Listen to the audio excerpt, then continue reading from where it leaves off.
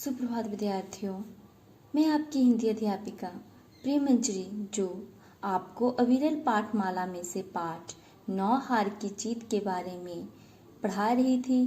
तो बेटा, हमने फर्स्ट पार्ट में पढ़ा था कि बाबा भारती के पास एक अनोखा घोड़ा था और जिसकी चर्चा चारों ओर थी। तो खड़क सिंह डाकू, जिसे उसके बारे में, घोड़े के बारे में पता चलता है और वो अपाहिज के रूप में आकर बाबा भारती का जो है घोड़ा धोखे से ले जाना चाहता है। जब डाकू घोड़े को लेकर जा रहा था तभी बाबा भारती ने खड़क सिंह को कुछ कहा। तो हम बेटा यहाँ से पढ़ेंगे। खड़क सिंह ठहर जाता है। बाबा भारती बोलते हैं कि जरा ठहरो। तो बाबा खड़क सिंह ठहर जाता है। बाबा भारती ने कहा, ये घोड़ा तुम्हारा हो चुका है, मैं तुमसे इसे वापस करने के लिए ना कहूंगा, परंतु खड़क सिंह केवल एक प्रार्थना करता हूँ, उसे अस्वीकार ना करना, नहीं तो मेरा दिल टूट जाएगा। बाबा जी आज्ञा कीजिए, मैं आपका दास हूँ, केवल एक घोड़ा ना दूंगा। खड़क सिंह डाकू बोल रहे हैं, अब घोड़े का नाम ना लो। बाबा भारती बोले कि अब घोड़े का नाम ना लो, मैं तुमसे इसके विषय में कुछ ना कहूंगा। मेरी प्रार्थना केवल यह है कि इस घटना को किसी के सामने प्रकट ना करना। खड़क सिंह का मुंह आश्चर्य से खुला रह गया।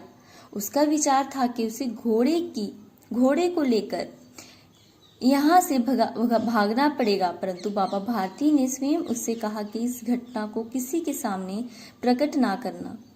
इससे क्या प्रयोजन सिद्ध हो सकता है?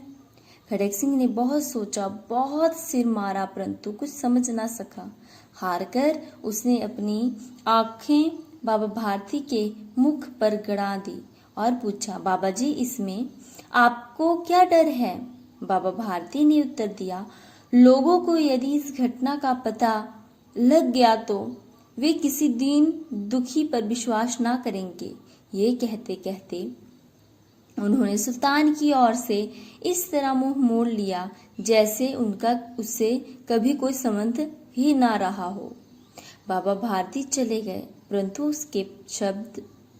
उनके शब्द जो है खड़क सिंह के कानों से उसी प्रकार गूंज रहे थे। सोचता था, कैसे ऊंचे विचार हैं, कैसा पवित्र भाव है। उन्हें इस घोड़े से प्रेम था।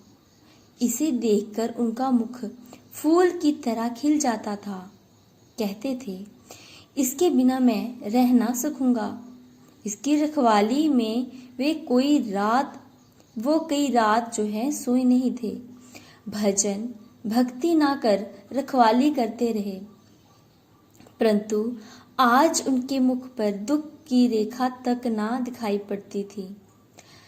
उन्हें केवल एक ख्याल था कि कहीं लोग दीन दुखियों पर विश्वास करना ना छोड़ दें। ऐसा मनुष्य नहीं, देवता है। रात्रि के अंधकार में खड़क सिंह बाबा भारती के मंदिर में पहुंचा। चारों ओर सन्नाटा था। आकाश में तारे टिमटिमा रहे थे। थोड़ी दूर पर गांव के कुत्ते भौंक रहे थे। मंदिर के अंदर कोई शब्द सुनाई ना देता था। वह धीरे धीरे अस्तबल से फाटक पर पहुंचा। फाटक खुला था।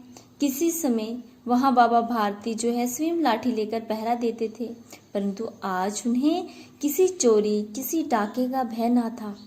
खड़क सिंह ने आगे बढ़कर सुल्तान को उसके स्थान पर बांध दिया और बाहर निकलकर सावधानी से फाटक जो है बंद कर दिया। इस समय उसकी आंखों में नेकी के आंसू थे। ठीक है, किसकी आंखों में बेटा? खड़क सिंह के आंखों में नेकी के आंसू थे। आगे बेटा, रात्रि का पहर जो है बीत चुका था। चौथा पहर आरंभ होते ही बाबा भारती ने अपनी कुटिया से बाहर निकल ठंडे जल से स्नान किया।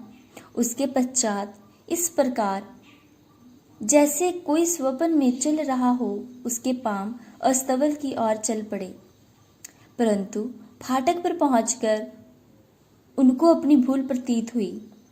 साथ ही घोर निराशा ने पांवों को मन भर का भारी बना दिया।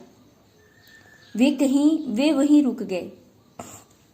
घोड़े ने अपने स्वामी के पांवों की चाप को पहचान लिया और जोर से हिनहिनाया। अब बाबा भारती आश्चर्य और प्रसन्नता से दौड़ते हुए अंदर घुसे और अपने प्यारे घोड़े के गले से लिपटकर इस प्रकार रोने लगे, मानो कोई पिता बहुत दिन से बिछड़े हुए पुत्र से मिल रहा हो। वे बार बार उसकी पीठ पर हाथ फेरते, बार बार उसके मुंह पर थपकियां देते। फिर वे संतोष से बोले, अब कोई दीन दुखियों की सहायता से मुंह ना मुड़ेगा। ठीक है बेटा, तो आपको कहानी कैसी लगी? कहानी तो बेटा बहुत अच्छी है और आपने, मैं आशा करती हूँ कि ध्यानपूर्वक ही सुना होगा। तो विद्यार्थियों, आपने नए शब्द जो हैं उत्तर पुस्तिका पर लिखने हैं आपने बेटा, और सुंदर राइटिंग में, और 2-3 बार इसे जो है अच्छे से कहानी को सुन लेना और पढ़ भी लेना, क्योंकि ऐसे सुनने से हम क्या अपने जो एग्ज़ाम में बहुत इजी ढंग से क्वेश्चन आंसर जो है सॉल्व कर सकते हैं। ठीक है बेटा, तो आपने नए शब्द जो हैं अपने उत्तर पुस्तिका पर लिखने हैं। तो बेटा धन्यवाद, आपका दिन आज का अच्छा जाए।